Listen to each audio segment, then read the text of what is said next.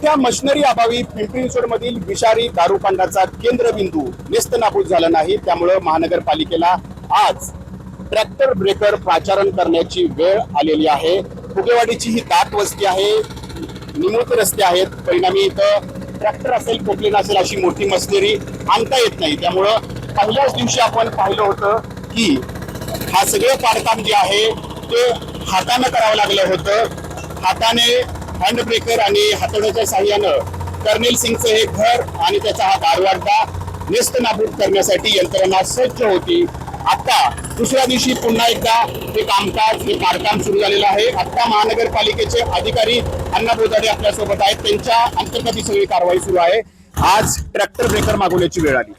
हा, काल आपण हे कारवाई सुरू केली होती, तथापि कामगारांच्या माध्यमातून तेवढी मॅन्युअली करता आली नाही। परंतु 500 स्क्वेअर फीटचं बांधकाम आज काल निष्कासित केलं होतं। उरलेलं जे स्लॅब आहे तो स्लॅब आज आपण ट्रॅक्टर मागवलेला आहे। ट्रॅक्टर ब्रेकरला यायला जागा नाही, तथापि 100 मीटरवरती ट्रॅक्टर लावून आपण या ब्रेकरने हे कारवाई करतोय आणि आशा आहे की येत्या काही तासातच ही पूर्ण कारवाई कंप्लीट होईल। आज पूर्ण होईल।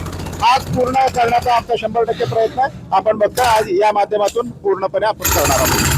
तर हा विषारी दारूकांडाचा केंद्रबिंदू आहे। इथूनच कर्नल सिंगनं विषारी दारू विक्री केली, 25 लोकांचा यामध्ये जीव गेला। त्याच्यामुळं महानगरपालिकेनं हा अनधिकृत बांधकाम घोषित केलं आणि या कर्नल सिंगच्या घराचं आणि दारू अड्ड्याचं अशा पद्धतीनं बांधकाम सुरू आहे। हा अड्डा नेस्तनाबूत करण्याची प्रक्रिया सुरू आहे। आज ट्रॅक्टर ब्रेकर मागवण्यात आलेला आहे। अपेक्षा करूयात आज तरी कर्नल सिंगचं घर आणि हा दारू अड्डा नेस्तनाबूत होईल। Cameraman Shailesh Jadhav, Naji Mulla, ABP Majha, Pimpri Chinchwad. ABP माझा, उघडा डोळे बघा नीट।